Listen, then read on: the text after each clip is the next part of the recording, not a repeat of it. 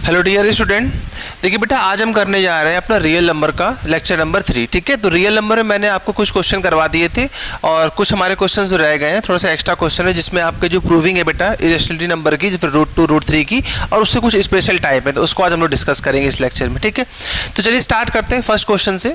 तो आप देखिए जो हमारा फर्स्ट क्वेश्चन है बेटा, बहुत ध्यान से देखिएगा। फर्स्ट क्वेश्चन है कि there is a circular path around a sport field, Sonia takes 18 minutes. देखिए यहाँ पे हो रहा है कि बेटा एक सर्कुलर हमारे पास एक ग्राउंड पार्क है जिसमें जो सोनिया है उसका चक्कर लगाने में उसको लगते हैं बेटा 18 मिनट्स। ठीक है ना।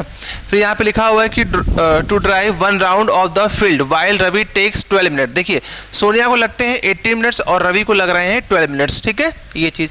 Suppose they both start at their same point and same time and go this in same direction. मतलब ये हुआ कि उन्होंने जो रनिंग स्टार्ट करी है, ठीक है ना, या जो भी आप कह सकते हैं यहाँ पे 1 राउंड या जो भी कर रहे हैं रनिंग वगैरह कर रहे हैं, अगर वो सेम डायरेक्शन, ठीक है, सेम डायरेक्शन सेम टाइम और सेम पॉइंट से स्टार्ट कर रहे हैं, तो उसने कहा है कि how many times will they meet again at the starting point. तो वो फिर से स्टार्टिंग पॉइंट पर कब मिलेंगे। अब देखो जरा इसको थोड़ा सा ऐसे समझना भाई, देखो इसको ऐसे समझना। देखो जैसे मान लीजिए सपोज ये हमारे पास यहाँ पर एक सर्कल हुआ, हमने बनाया इसको। अब देखो जैसे मान लीजिए सपोज यहाँ से स्टार्ट हो रहा है बेटा, ठीक है ना, ये ए पर्सन है, ठीक है, और यहीं से बी पर्सन स्टार्ट कर रहा है सेम डायरेक्शन, ठीक है, सेम डायरेक्शन में और सेम पॉइंट से स्टार्ट कर रहे हैं। तो जो ए है, ए को यहाँ से यहाँ तक कंप्लीट करने में, यहाँ से यहाँ तक कंप्लीट करने में कितना टाइम लग रहा है, 18 मिनट्स का टाइम लग रहा है, ये चीज़। ठीक है, और जो बी है हमारे पास उसको कितना टाइम लग रहा है, 12 मिनट लग रहा है।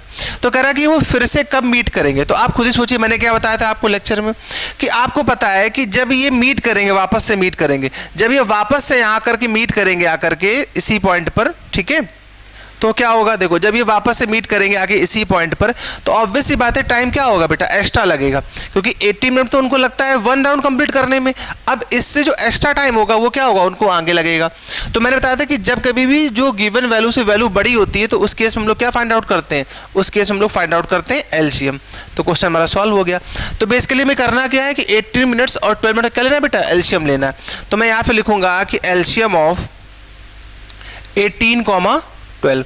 तो इसका आप एलसीएम निकालोगे, आपका क्या आ जाएगा, आंसर आ जाएगा। ठीक है, तो चलिए इसका हम लोग एलसीएम कर लेते हैं। तो एलसीएम आप डायरेक्ट भी कर सकते थे इस तरीके से कि 18, 12। ठीक है, तो पहले आप 2 से डिवाइड कर लो बेटा, 2 से डिवाइड करोगे 2 9 जा और ये 2 6 जा, फिर 2 से कर लेंगे तो 9 तो नहीं जाएगा पर 3 हो जाएगा ये। ठीक है, अब 3 से कर लो बेटा, तो 3 3 जा 9, 3 1 जा 3, अगेन 3 से किया तो ये आपका कैंसिल आउट हो गया। ठीक, अब बात करते हैं इसका एलसीएम कितना है। अब देखो बहुत ध्यान से समझना बेटा, कितना आएगा एलसीएम इसका, देखो यहीं पे देख लो जरा इसी के, देखो एलसीएम की अगर हम बात करें तो मेरे पास हो जाएगा यहाँ से 2 2 जा 4, 4 3 जा 12 और 12 3 जा 36। ठीक है, तो जो एलसीएम आएगा वो आपके पास आ जाएगा 36 मिनट। इसका मतलब क्या हुआ बेटा, इसका मतलब ये हुआ कि उनको जो वापस से मीट करने में जो टाइम लगेगा स्टार्टिंग पॉइंट से, वो कितना लगेगा, 36 मिनट। ठीक है, बहुत ही सिंपल क्वेश्चन होता है। बस आप ये रखिए कि जो भी वैल्यू है, क्या आंसर उससे बड़ा पॉसिबल है या छोटा पॉसिबल है। अगर आंसर उससे बड़ा हो रहा है तो उस केस में आप क्या निकालेंगे, एलसीएम निकालेंगे। ठीक है, ये चीज़। तो 36 मिनट में क्या होगा, वो फिर से आपस में मीट कर जाएंगे स्टार्टिंग पॉइंट। ठीक है, चलिए नेक्स्ट क्वेश्चन देखते हैं। देखिए नेक्स्ट क्वेश्चन जो है ये थोड़ा सा आपका थ्योरी बेस्ड क्वेश्चन है। आपसे कहा गया था कि check whether 6 to the power n can end with the digit 0 for any natural number. तो देखो बेटा बहुत ध्यान से समझना है यहाँ पे, अगर मैं बात करता हूँ 6 टू द पावर n की, तो आपको पता है कि 6 टू द पावर n या कोई भी जो नंबर होता है वो 0 पर एंड कब करेगा, जब उस नंबर में बेटा, उस नंबर में आपके पास फैक्टर क्या आ जाए, या तो 5 आ जाए, ठीक है, या फिर उसमें क्या आ जाए, 0 आ जाए। क्लियर है, वो नंबर जब भी एंड करेगा जब उसमें क्या हो, 5 हो और या फिर उसमें क्या आ जाए, 0 आ जाए। चेक करके देखो 6 टू द पावर n को आप कैसे लिख सकते हो, 2 × 3 और होल पावर n। तो इसका मतलब क्या हुआ बेटा, 2 टू द पावर n और 3 टू द पावर n।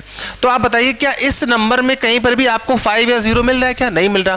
तो जब मुझे यहाँ पे 5 और 0 नहीं मिल रहा है तो मैं कह सकता हूँ कि ये जो नंबर होगा बेटा कभी भी 0 पर एंड नहीं करेगा। ठीक है, अब बात करते हैं कि इसकी थ्योरी की, हमें इसमें लिखना क्या होता है, क्योंकि इसमें लैंग्वेज के मार्क्स मिलते हैं। ठीक है, तो लैंग्वेज में हमें यहाँ पे क्या लिखना है कि if the number 6 to the power n for any natural number n end with digit 0 then it would be divisible by 5। तो वही जो मैंने आपको बताया, अगर आप चाहते हो कि वो एंड करे 0 पर तो क्या होगा बेटा, उसको डिविजिबल होना पड़ेगा किससे, 5 से होना पड़ेगा।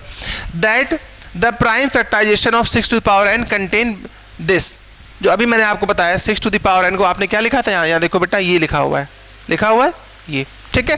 तो 2 और 3 कंटेन कर रहा है, तो इसमें प्राइम जो नंबर है 5 या 0 तो आ नहीं रहा, तो लिखा हुआ है कि this is not possible because 6 to the power n, so the only prime factorisation 6 to the power n 2 and 3, ठीक है ये चीज। फिर यहां से लिखेंगे कि according to fundamental theorem of arithmetic, ठीक है ना, there is a no other prime in the factorisation of 6 to the power n, ठीक है। So there is no natural number for which 6 to the power n end with digit of 0, ये ठीक है। Basically आपको करना क्या, देखिए language तो आपको लिखनी पड़ेगी, ठीक है, क्योंकि सब्जेक्टिव हमारा है ये। और दूसरा ये आप ये चेक कर लेना कि इस तरीके से जब भी हो रहा है आपके पास, ठीक है, कि आप उसके फैक्टर कर लो, फैक्टर में आपके पास 5 और 0 आना चाहिए, ठीक है ये चीज। चलिए देखते हैं नेक्स्ट, आप देखते हैं नेक्स्ट क्वेश्चन। देखिए नेक्स्ट क्वेश्चन हमारे पास क्या है कि find the HCF of this, तो इसका एचसीएफ निकालना है मुझे। देखो तो मुझे इसका एचसीएफ निकालना, तो पहला जो नंबर हमारे पास दिया गया वो दिया गया 4x² y², तो इसका आप ब्रेक कर लो बेटा फैक्टर, तो 2 × 2 × x² × y²। ऐसे जो सेकेंड नंबर आपके पास दिया गया, कितना दिया गया 6xy³, इसको सॉल्व करेंगे। देखिए तो ये कितना हो जाएगा, 6 का फैक्टर क्या होता है 2 × 3 × ये हो जाएगा x × y³, ठीक है। ऐसे इसको ब्रेक कर लो तो ये हो जाएगा 9x³ और y², तो 9 को आप कैसे लिख सकते हो 3 × 3 और ये आपके पास हो जाएगा x³ और ये कितना हो जाएगा y², ठीक है। अभी आपसे पूछा कि एचसीएफ बताओ, तो एचसीएफ का मतलब क्या होता है बेटा, एचसीएफ का मीनिंग होता है कि जो मिनिमम वैल्यू आपके पास है ना, छोटी से छोटी वैल्यू जो आपके पास आ रही है एचसीएफ में। तो आप देखो जरा इन तीनों में क्या आपके पास, देखिए 2 यहाँ पर भी है, 2 यहाँ पर भी, लेकिन 2 यहाँ पर नहीं है। फिर देखो 3 यहाँ पर है, 3 इसके पास 3 नहीं, इसका मतलब 2 जो भी कांस्टेंट वैल्यू है उसमें तो कुछ भी कॉमन नहीं मिलेगा मुझे, ठीक है, क्योंकि किसी के पास कोई वैल्यू कंप्लीट नहीं है। 2 यहाँ पर लेकिन यहाँ नहीं, 3 यहाँ पर भी नहीं है। अब आप ध्यान दो बेटा, एक्स की मिनिमम वैल्यू, देखो तीनों में एक्स की मिनिमम वैल्यू क्या दी गई आपके पास है, ठीक है। ऐसे वाई की देखो मिनिमम वैल्यू कितनी दी गई है y², तो आपसे पूछा गया था कि एचसीएफ क्या होगा, तो एचसीएफ हो जाएगा xy², ये चीज, ठीक है ये। तो ये बहुत ही सिंपल क्वेश्चन था। अब आ जाइए नेक्स्ट क्वेश्चन पे। नेक्स्ट है कि find the HCF of this and this, देखिए इसका एचसीएफ निकालना बेटा। तो आप क्या करो, देखो आपको पता है कि ये क्या लिखा हुआ है बेटा, ये एक क्वाड्रेटिक इक्वेशन लिखी हुई है, तो पहले इसको ब्रेक करना आना चाहिए। देखिए तो चलिए इसको ब्रेक करते हैं, तो x² + 3x और -18, इसको ब्रेक कर लो। जब इसको ब्रेक करोगे तो कैसे लिखोगे, ये हो जाएगा आपके पास, ये हो जाएगा x² + 6x - 3x - 8, quadratic equation आप लोग ब्रेक कर लेते हैं, ठीक है। चलिए यहाँ से कॉमन कितना आ जाएगा बेटा x, तो कितना बचेगा हमारे पास x + 6, -3 मैंने कॉमन लिया तो यहाँ पर हो जाएगा x + 6, तो ये आपके पास फैक्टर हो गए किसके, x + 6 और x - 3 के फैक्टर हो गए, ठीक है। तो फर्स्ट तो मैंने ब्रेक कर लिया, अब फिर सेकंड भी ब्रेक कर लेते हैं। देखो सेकंड वाला जब ब्रेक करेंगे तो सेकंड में देखिए फॉर्मूला बन जाएगा बेटा क्या कि x³ और 27 को आप कैसे लिख सकते हो, 27 को आप लिख सकते हो 3³, तो फॉर्मूला हो गया a³ - b³।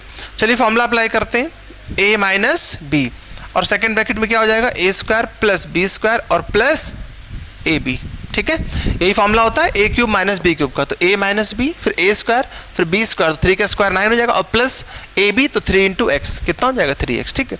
अब आप देखो बहुत ध्यान से देखो बेटा, यहाँ देखिए आपने देखा कि x + 3 यहाँ पर भी है और x + 3 यहाँ पर भी है, ठीक है, दोनों में है फैक्टर में। और पूछा क्या गया था मुझसे एचसीएफ, तो मैं लिख दूंगा कि जो एचसीएफ होगा वो हमारे पास क्या आ जाएगा बेटा, वो आपके पास आ जाएगा x - 3, ठीक है ये चीज।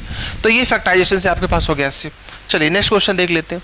नेक्स्ट क्वेश्चन है कि if the HCF and LCF of 2 digit a and b are h and l, if a + b is equal to h and l है ना, तो यहाँ पर भी h होना चाहिए, यहाँ x हो गया है, इसको ठीक कर देते हैं। देखो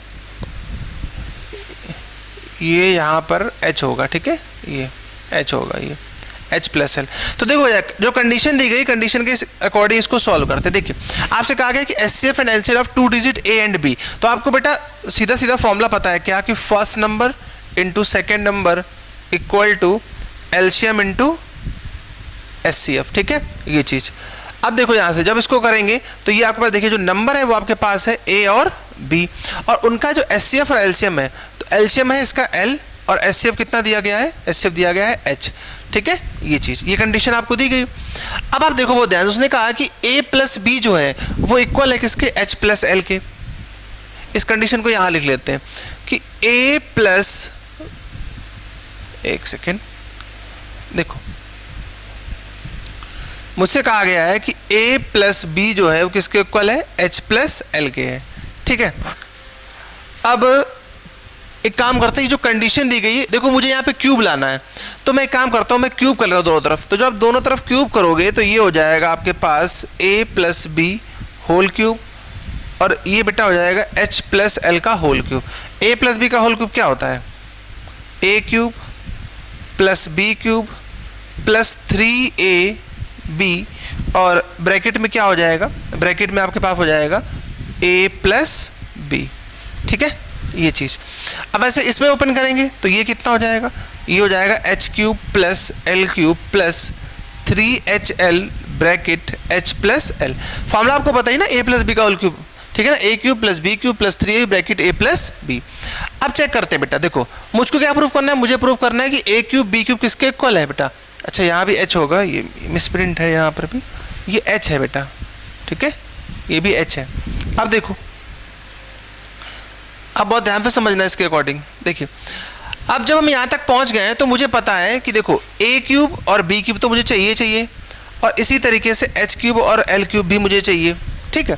और A क्रॉस B यानी AB जो है वो HL के इक्वल है, यानी AB के प्लेस में मैं क्या लिख सकता हूँ, HL। तो ये हो जाएगा आपके पास A स्क्वायर A क्यूब, ठीक है, एक मिनट, ये आपके पास हो जाएगा यहाँ से, देखो ये तो ऐसे लिखा रहेगा A क्यूब और B क्यूब प्लस, जब यहाँ पर आओगे तो ये हो जाएगा 3HL, क्योंकि AB जो है वो किसके इक्वल है भाई, देखो इसको ऐसे देख लो, AB जो है वो किसके इक्वल है, HL के, तो यहाँ रख दिया मैंने, ठीक है। और बहुत ध्यान में देखना, A प्लस बी पहले में आप देख चुके थे किसके इक्वल दिया गया था, H प्लस L के दिया गया था, H प्लस L के, ठीक है। तो ये H क्यूब और ये क्या हो जाएगा L क्यूब। अब इसको भी ऐसे लिखा रहने दो 3HL और ब्रैकेट में क्या हो जाएगा H प्लस। अब आप देखो जरा, ये वैल्यू क्या हो गई, कैंसिल हो गई, सीधा सीधा कैंसिल होगी, तो मेरे पास क्या बचा, A cube plus B cube is equal to H cube plus L cube. तो बस यही तो प्रूफ करना था, देखो, ठीक है। तो सिंपल सा है, बस केवल फॉर्मूला पता होना चाहिए, ठीक है, आइडेंटिटीज वगैरह पता होनी चाहिए क्लास 9th की। चलिए एक और क्वेश्चन देख लेते हैं। देखो इसमें कहा गया कि if the HCF and LCF are 2 digit A and B, ठीक है, A एंड B, तो यहाँ स्मॉल b है ये, ठीक है, स्मॉल b, ठीक है, 6 और 210, ठीक है ना, और A प्लस बी कितना दिया हुआ है 72, हमें ये प्रूफ करना है। चलो देखो कैसे करेंगे इसको, देखिएगा,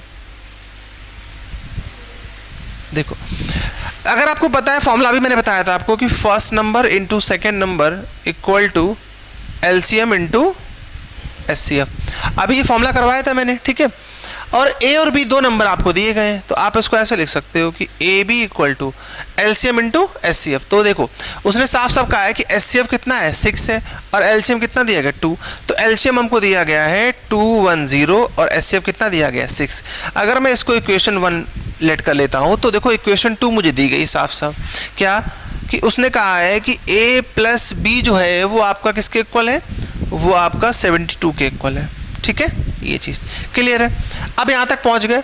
अगर आप इसको बहुत ध्यान से देखेंगे जो प्रूफ करना है, अगर मैं इस साइड में एल्शियम लूँ, देखना जरा बहुत थोड़ा सा एक रफली आइडिया लेते हैं। अगर मैं इस तरफ एल्शियम ले लूँ तो इस तरह जब आप एल्शियम लोगे तो ऊपर हो जाएगा A प्लस बी और नीचे क्या हो जाएगा AB। तो इससे मैं आइडिया मिला कि A प्लस बी ऊपर रहेगा और AB नीचे रहेगा। इसका मतलब ये हुआ कि मैं इक्वेशन 2 से 1 को क्या कर दूँ, डिवाइड कर दूँ। देखो बेटा बहुत ध्यान से समझना इस चीज़ को। हमने क्या किया कि हमने इक्वेशन 2 से इक्वेशन 1 को डिवाइड कर दिया, ठीक है। तो जब 2 से 1 को डिवाइड करोगे तो क्या आ जाएगा, ये आ जाएगा A plus B upon A B equal to, ये हो जाएगा बेटा 72 अपॉन 210 इंटू 6। इसको कैंसिल कर लेंगे आप, तो ये आपके पास आ जाएगा A plus B upon A B, और जब इसको कैंसिल करोगे तो ये हो जाएगा 2 से करोगे तो 12 और फिर करोगे 35, ठीक है। ये इसको आप अलग अलग डिस्ट्रीब्यूट कर देना बेटा, तो A upon A B plus B upon A B equal to 2/35। A से ए कैंसिल, बी से बी कैंसिल, तो आपका प्रूफ हो गया 1/a plus 1/b equal to 2/35। ठीक है, तो ये काफ़ी सिंपल क्वेश्चन था। ठीक है, इस टाइप पे ही आपका एप्लीकेशन हो गया एलसीएम से। ठीक है, चलिए और देख लेते हैं। अब आपको इसको सिंप्लीफाई करना है और बताना है कि जो नंबर है वो रैशनल है या इरेशनल है। देखो कैसे करेंगे, बहुत ही सिंपल है ये भी भाई। देखो आपको इसको ध्यान देना। देखो बेटा, नंबर क्या दिया गया है आपके पास, 2√45 प्लस 3√20 अपॉन, नीचे कितना लिखा हुआ है, नीचे लिखा हुआ है 2√5। अब इसको सिंप्लीफाई करना। सिंप्लीफाई करना बहुत ही सिंपल है। आप फर्स्ट के फैक्टर करो बेटा कि एक परफेक्ट स्क्वायर बना लो। तो देखो 45 को आप लिख सकते हो 9 × 5, भाई 9 5 से 45 भी होता है। ठीक है, प्लस 3, ऐसे 20 को ऐसे लिख सकते हो 4 × 5। ठीक है, इसको देख लेते हैं एक बार।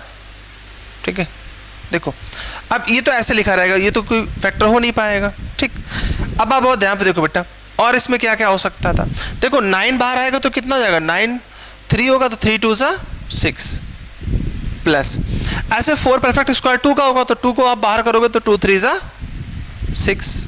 ठीक है, अपॉन नीचे कितना है 2√5, तो 6 और 6 मिलकर कितना हो जाएगा 12, तो 12√5 अपॉन 2√5। ठीक है, √5 से √5 कैंसिल हो जाएगा, तो आपके पास फाइनल आंसर कितना आ जाएगा 6। और आपको पता है 6 एक कैसा नंबर है बेटा, 6 एक रैशनल नंबर है। ठीक है, 6 कैसा नंबर, एक रैशनल नंबर। ठीक है, तो आई होप ये क्लियर क्वेश्चन। ठीक है, तो कुछ क्वेश्चन थे, बेसिक क्वेश्चन थे, मैंने आप करा दिए, कई बार एग्जाम में पूछे भी गए हैं। बाकी अभी एक नेक्स्ट सीरीज में हम लोग क्या करेंगे, जो प्रूविंग के क्वेश्चन है उसको भी करेंगे। ठीक है, चलिए मिलते हैं नेक्स्ट सीरीज में।